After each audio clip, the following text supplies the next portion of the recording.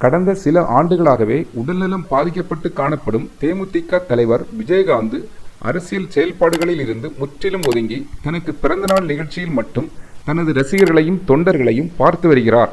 இந்த நிலையில் கடந்த 18ஆம் தேதி விஜயகாந்த் அவர்களுக்கு திடீர் காய்ச்சல் காரணமாக மியாட் மருத்துவமனையில் அனுமதிக்கப்பட்டார். ஓரிரு நாட்களில் வீடு திரும்புவார் என்று எதிர்பார்க்கப்பட்ட நிலையில் நுரையீரல் பிரச்சினை காரணமாக செயற்கையாக சுவாசமளிக்கப்படுவதாக தெரிவிக்கப்பட்டது. இந்த நிலையில் விஜயகாந்தின் உடல்நிலை குறித்து வெளியாகியிருக்கும் மியாட் மருத்துவமனையின் அறிக்கை அதிர்ச்சி அளிக்கும் வகையில் இருக்கிறது.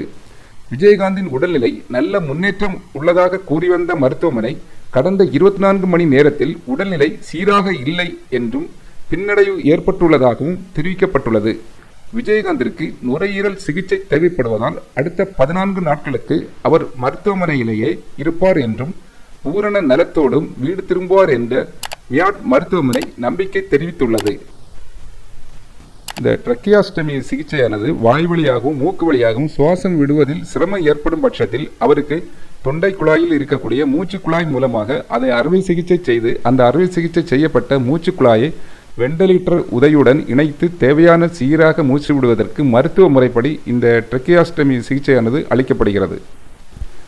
பாஜக தலைவர் அண்ணாமலையும் விஜயகாந்த் விரைவில் குணமடைய வேண்டும் என விருப்பம் தெரிவித்துள்ளார்.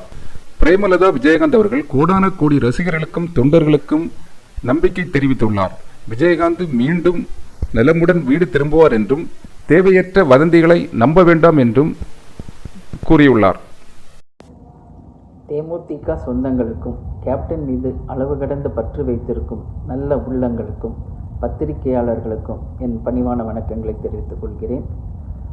இன்று காலை மருத்துவமனை நிர்வாகம் கொடுத்த அறிக்கையை வழக்கமான மருத்துவமனை அறிக்கை தானே தவிர அதில் பதட்டப்படவோ பயப்படவோ ஒன்றும் இல்லை. கேப்டன் அவர்கள் நல்ல உடல் ஆரோக்கியத்துடன் சிறந்த முறையில் இங்கு மருத்துவ நிர்வாகம் மருத்துவர்கள் செவிலியர்களுடன் நானும் அவர்களுடன் இருந்து தலைவரை நல்லபடியாக பார்த்து கொண்டிருக்கிறோம். வெகு விரைவில் தலைவர் அவர்கள் பூரண நலன் பெற்று உங்கள் வீடு திரும்பி உங்கள் அத்தனை பேரையும் நிச்சயம் சந்திப்பார் என்பதை இந்த நேரத்தில் நான் தெரிவிச்சுக்கிறேன். அத்தனை பேருடைய பிரார்த்தனையும் அவர் செய்த தர்மமும் நிச்சயம் தலைவரை காப்பாற்றும். எனவே கடைகோடியில் இருக்கும் தொண்டர்களையும் நிர்வாகிகளையும் எல்லாரையும் நான் கேட்டுக்கிறது, யாரும் பயப்பட வேணாம்.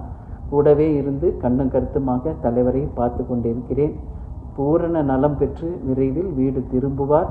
அது எப்போ என்பதை உங்களுக்கு நாங்கள் தெரிவிக்கிறோம். அது வரைக்கும் யாரும் எந்த விதமான வதந்திகளையோ நீங்கள் நம்ப தேவையில்லை. தைரியமாக இருங்க. தலைவர் நல்லா இருக்கார். விரைவில் தலைவர் அவர்கள் வீடு திரும்புவார் என்பதை உங்களுக்கு இந்த நேரத்தில் நான் தெரிவித்துக் கொள்கிறேன்.